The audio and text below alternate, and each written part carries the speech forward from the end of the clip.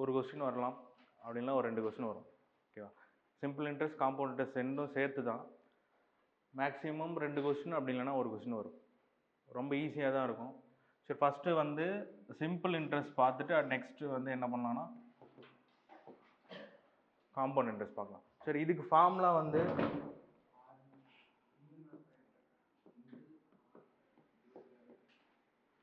So simple interest equal to PNR by 100ன்னு சொல்லிட்டு, இந்த ஆல்ஃபபெட் பி வந்து எதை குறிக்கும் அப்படின்னு பார்த்தீங்கன்னா பிரின்சிபல் அமௌண்ட்.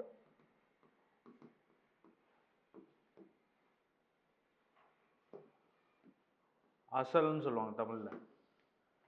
நெக்ஸ்ட் என் வந்து அந்த டென்யூரை குறிக்கும், நம்பர் ஆஃப் இயர்ஸு, அப்படி இல்லைன்னா மந்த்ஸு, அப்படி இல்லைன்னா டேஸ். அது என்ன வேணால் இருக்கலாம், எந்த பேசிஸ்லையும் கால்குலேட் பண்ணலாம். நாட்கள் அடிப்படையிலையும் உங்களுக்கு வந்து இன்ட்ரெஸ்ட் கால்குலேட் பண்ணுவாங்க, மந்த்து இயர் பேஸ்லையும் கால்குலேட் பண்ணுவாங்க.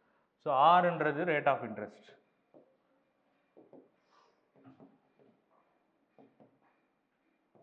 ஸோ இதை வந்து பர்சன்டேஜில் மென்ஷன் பண்ணியிருப்பாங்க. அப்படி இல்லைன்னா சில கொஸ்டினில் என்ன பண்ணுவாங்கன்னா ₹1 இத்தனை பைசா வந்து வட்டி அப்படின்ற மாதிரி. ஸோ அதை வந்து நீங்கள் அப்படி பர்சன்டேஜ்லையும் கன்வெர்ட் பண்ணலாம், இல்லை அதை பேஸ் பண்ணி அப்படியும் சால்வ் பண்ணலாம். ஸோ பேசிக் ஃபார்முலா சிம்பிள் இன்ட்ரெஸ்ட்டுக்கு என்னன்னு பார்த்தீங்கன்னா SI equal to PNR by 100 அப்படின்னு சொல்லிட்டு.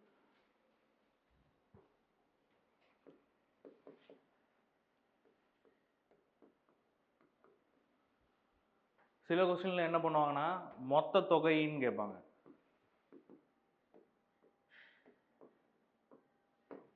அமௌண்ட்டுன்னு சொல்லுவாங்க. ஸோ இந்த அமௌண்ட் தான் alphabet A equal to principal amount plus அந்த இன்ட்ரெஸ்ட் அமௌண்ட். அது ரெண்டுத்தையும் ஆட் பண்ணி வர்றதான் வந்து என்னன்னு சொல்லலாம்னா மொத்த தொகைன்னு சொல்கிறது. ஓகேவா? சரி, பிரின்சிபல் அமௌண்ட் வந்து பார்த்தீங்கன்னா ஆல்வேஸ் 100%ன்னு சொல்லலாம். எப்போவுமே அந்த பிரின்சிபல் அமௌண்ட் வந்து 100% நம்ம வந்து என்ன பண்ணோம்னா அசியூம் பண்ணிக்கணும். அதுதான் வந்து 100%ன்னு சொல்லிட்டு. அமௌண்ட் வந்து சிம்பிள் இன்ட்ரெஸ்ட்டையும் அந்த பிரின்சிபல் அமௌண்ட்டையும் சேர்த்தது. ஸோ 100%க்கு மேலே தான் இருக்கும் அமௌண்ட்டுன்றது. எப்போவுமே என்னென்னா அமௌண்ட்டுன்றது greater than 100%. So always principal பார்த்தீங்கன்னா 100%ன்னு சொல்லலாம். இப்போது 100% வந்து ஈக்குவல் டு 500ன்னு வச்சுங்களேன். இதில் 50% எவ்வளோ? இதில் அப்படியே பாதி இல்லையா? ஸோ என்ன சொல்லலாம்? 250. சரி, இது 100% 500னா 10% எவ்வளோ? 50. 5% 10%ல பாதி. ஸோ 5%னா என்ன வரும்? 25. இப்போ 1% 2.5. இதுதான் 100%. இதில் தான் நீ 10%யும் 50%யும் 5%யும் நீ இதில் தான் கால்குலேட் பண்ணணும். ஓகேவா? ஸோ நமக்கு ஈஸியாக இருக்கிறது பார்த்தீங்கன்னா 100, 10, 1 அப்படின்றது ஈஸியாக இருக்கும். ஸோ இந்த ஒரு இலக்கம் தான். இப்போ நீங்கள் 100%ன்றது இந்த லாஸ்ட் டிஜிட் வரைக்கும் எடுத்துக்கிறது. இப்போ 10% அப்படின்றது என்ன பண்ணுவீங்க? இந்த ஒரு டிஜிட்டை கட் பண்ணிடுவீங்க. நெக்ஸ்ட் அடுத்தது 1%ன்றது 2 டிஜிட் கட் பண்ணிங்கன்னா 5. ஸோ 5. இப்போ அதுலேயே வந்து பாதி ½ பர்சன்டேஜ்னு கேட்டாங்கன்னா என்ன சொல்லலாம்? 2.5. ஸோ எது கொடுத்தாலும் என்ன பண்ணலாம்னா 100% கொடுத்தாங்கன்னா 50% கண்டுபிடிக்கலாம், 10% 1%. இது வந்து ஷார்ட்கட்டு, குயிக்காக போடுறதுக்காக யூஸ் பண்ணுறது. ஸோ எப்போவுமே பிரின்சிபல் அமௌண்ட்டுன்றது 100% தான். ஓகேவா?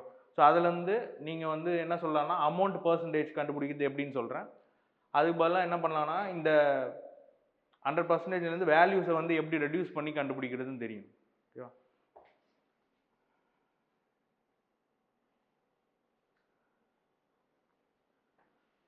சரி, ஃபஸ்ட்டு கணக்கு பாருங்கள். What will be the amount a man would get if he invest 10,000 at 9% per annum simple interest for 3 years. ஒருவர் 10,000 ஆண்டிற்கு 9% தனி வட்டி விகிதத்தில் 3 ஆண்டுகளுக்கு முதலீடு செய்தால் அவருக்கு கிடைக்கும் மொத்த தொகை தான் கேட்டிருக்காங்க. ஓகேவா? இப்போது இந்த கொஸ்டினில் வந்து நம்ம என்ன ஃபஸ்ட்டு கண்டுபிடிக்கணும் அப்படின்னா பிரின்சிபல் அமௌண்ட் எவ்வளோ. உங்களுக்கு ஃபார்முலா தெரியும், எஸ்ஐ ஈக்குவல் டு தனி வட்டின்னு அவனே கொடுத்துட்டானா. தனி வட்டி ஃபார்முலா என்ன? PNR by 100. இதில் பிரின்சிபல் அமௌண்ட், அப்போ நமக்கு இந்த P வேல்யூ தெரியும், N வேல்யூ தெரியும், R வேல்யூ தெரியணும். அப்போ தானே சிம்பிள் இன்ட்ரெஸ்ட் கண்டுபிடிக்க முடியும். அதே மாதிரி லாஸ்ட்டாக வந்து கொஸ்டினில் என்ன வேல்யூ நம்மளை கேட்டிருக்காங்கன்னா மொத்த தொகை. மொத்த தொகைன்னா என்னன்னு சொன்னேன்?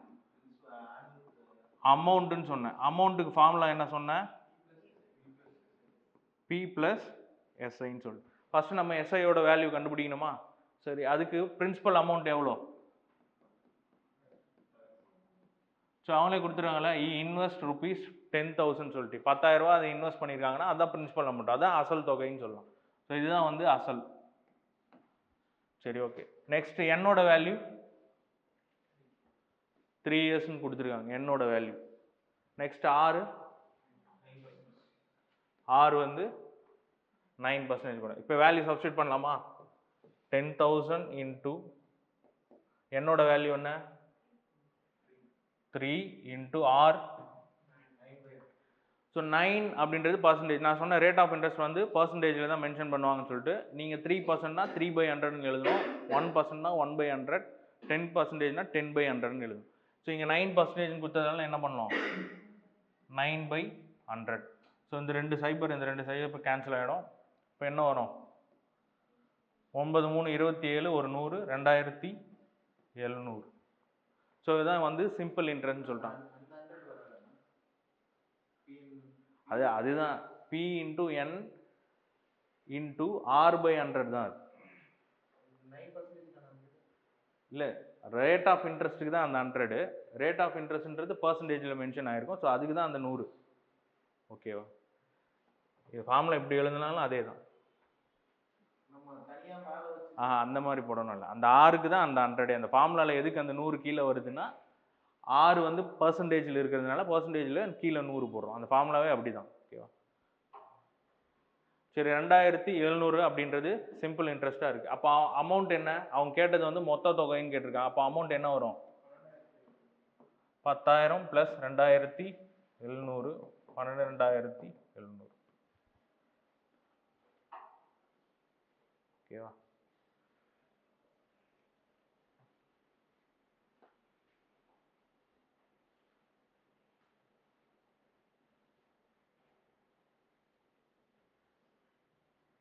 சரி, இப்போ இது வந்து ஃபார்முலா படி போடுறோம். இப்போ ஷார்ட்கட் எப்படின்னா, நான் எப்பவுமே என்ன சொன்னேன், பிரின்சிபல் அமௌண்ட் எத்தனை சதவீதம் இருக்கும் அப்படின்னு சொன்னேன், 100%. அப்போ 100% என்ன வேல்யூ? 10,000ன்றது இந்த கொஸ்டினில் கொடுத்துருக்காங்க இல்லையா? அந்த கொஸ்டினில் 10,000 கொடுத்துருக்காங்க. ஸோ இதுலேருந்து நம்ம அமௌண்ட் என்ன சொன்னால் கிரேட்டர் தென் 100%க்கு அதிகமாக இருக்கும். எப்பவுமே அமௌண்ட்னா என்னன்னா பிரின்சிபலும் எஸ்ஐயும் ஆட் பண்ணுது. இப்போ எஸ்ஐ கண்டுபிடிக்கிறது என்ன பண்ணோம்னா, இந்த 9% இருக்குல்ல, அதையும் இந்த 3ஐயும் பெருக்கிக்கணும். SI equal to RN. இதான் formula. SI equal to R N.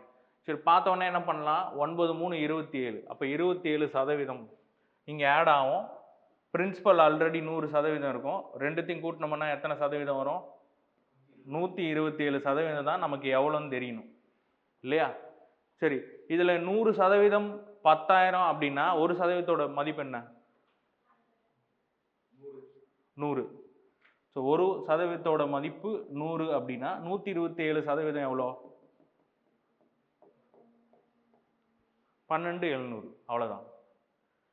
1% அப்படின்றது 100ன்னா 127%ன்றது 100ஆல் பெருக்க போறீங்க. அவ்வளோதான், 12,700.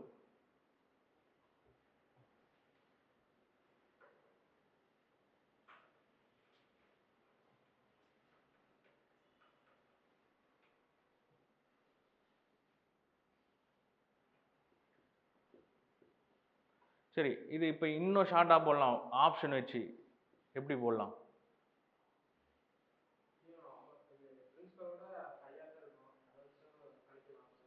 ஆமாம், பிரின்சிபலோட எல்லாமே ஐயா தான் இருக்குது. இப்போ நான் என்ன சொல்கிறேன்னா, 9 3 27. அப்போ 27ன்றது உங்கள் ஆப்ஷனில் கண்டிப்பாக இருக்கணும். ஸோ எந்த ஆப்ஷனில் இருக்குது? 27. 7ன்றது இந்த ஒரே ஆப்ஷனில் மட்டும்தான் இருக்குது. ஸோ 12,700ன்னு டைரெக்டாகவும் போடணும். ஓகே, ஃபஸ்ட்டு ஃபார்முலாவில் எப்படி போடணும்னு பார்த்து வச்சுக்கோங்க. இது ஸ்ட்ராங் ஆகிட்டிங்கன்னா இந்த மெத்தடுக்கு வந்துடலாம். 100% எப்பவுமே உங்களோட அசல் தொகையாக இருக்கும் போது அதுலேருந்து 1% உடனே கண்டுபிடிச்சிக்கலாம். ஏன்னா 100ஆல் வகுத்தீங்கன்னா அந்த 1% கிடைச்சிரும். அதுக்கப்புறம் அமௌண்ட் கேட்டாங்க அப்படின்னா 127%. அதாவது பிரின்சிபல் கூட அந்த எஸ்ஐயும் அந்த சதவீதத்தை ஆட் பண்ணிக்க போறீங்க. இல்லை வெறும் எஸ்ஐ மட்டும் கேட்டாங்கன்னா, இந்த கேள்வியில் இப்போ வெறும் எஸ்ஐ மட்டும் கேட்டாங்கன்னா எத்தனை சதவீதம் கண்டுபிடிக்கணும்?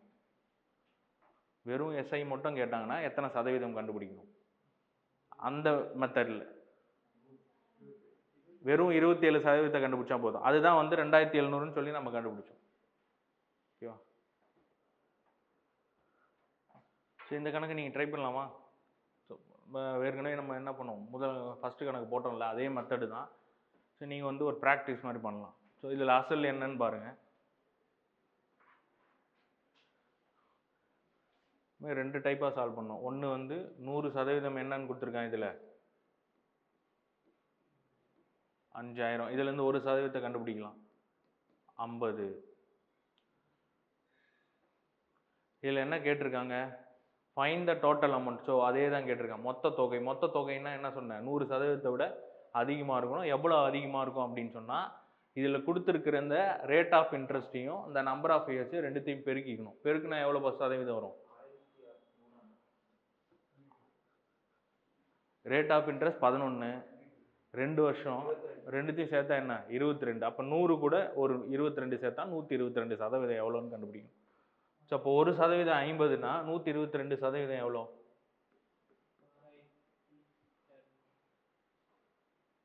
எவ்வளோ வரும்? 100% வந்து 5000, 10% எவ்வளோ? 500. 2 10 இருக்கு, அப்போ அது ஒரு 1000. 1% 50ன்னு கண்டுபிடிச்சிங்க, 2ஆல் பெருக்கிங்கன்னா 100, 6100. ஸோ ஆன்சர் வந்து 6100.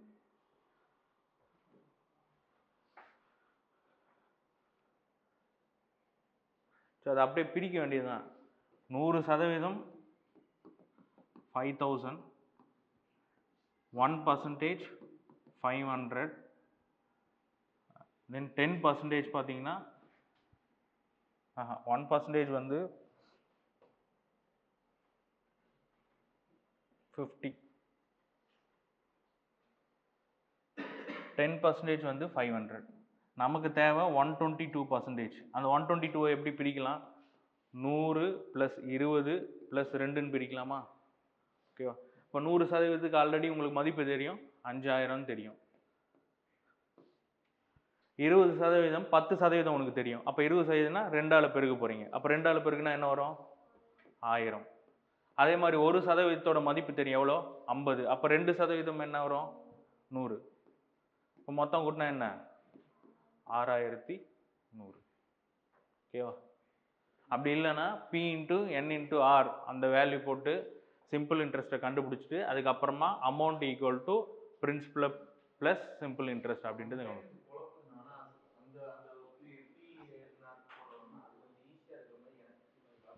அது ஏன்னா அதை வந்து இவ்வளோ நாள் ப்ராக்டிஸ் பண்ணதுனால அப்படி இருக்கும். இதை ப்ராக்டிஸ் பண்ண ஆரம்பிச்சிட்டா உங்களுக்கு காம்பவுண்ட் இன்ட்ரெஸ்ட் ஈஸியாக இருக்கும். அந்த ஒரே ஒரு இதுக்காக தான். இதில் ஆப்ஷனில் வந்து 2 எலிமினேட் பண்ணிடலாம். ஒன்று வந்து 11 இருக்குது, 11 2 22. இப்போ 22 5ஆல் பெருக்க போகிறோம், ஏன்னா இது கூட தானே பெருக்க போகிறீங்க. அப்போ 2 5 10ன்னு வந்துடும். ஸோ இப்போ கண்டிப்பாக வந்து 10 இருக்கணும். இது 2 ஆப்ஷனில் எலிமினேட் பண்ணிட முடியும். ஸோ 11% போது கண்டிப்பாக 5100 வராது, ஏன்னா ஆல்ரெடி 5000 இருக்கும். ஸோ ஹையஸ்ட் வேல்யூ பார்க்கும்போது 6100. அந்த மாதிரி போகலாம் ஆப்ஷன் எலிமினேஷன். ஆப்ஷன் எலிமினேஷன்றது நல்லா போட்டதுக்கு அப்புறமா லாஸ்ட்டாக போக வேண்டியது. ஓகேவா?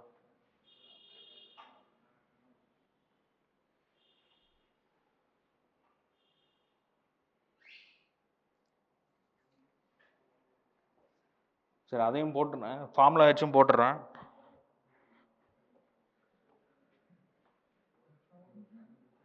இல்லை இங்கே இருக்கு.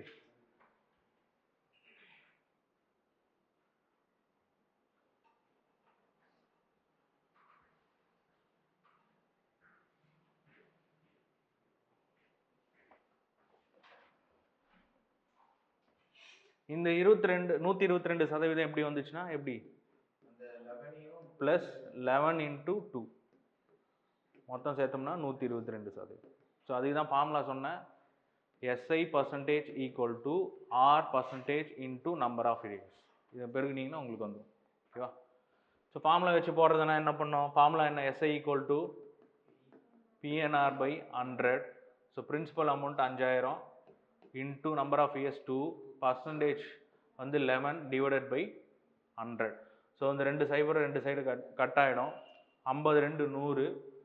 ஸோ பெருக்குனோம்னா 1100ன்னு சொல்லி சிம்பிள் இன்ட்ரெஸ்ட் வந்துடும். ஸோ நம்மளை கேட்டது அமௌண்ட்டு தான் கேட்டிருக்கான். So amount equal to principal amount plus SI. Principal amount 5000 plus 1100. அப்போ எவ்வளோ? 6100. So principal amount equal to 5000.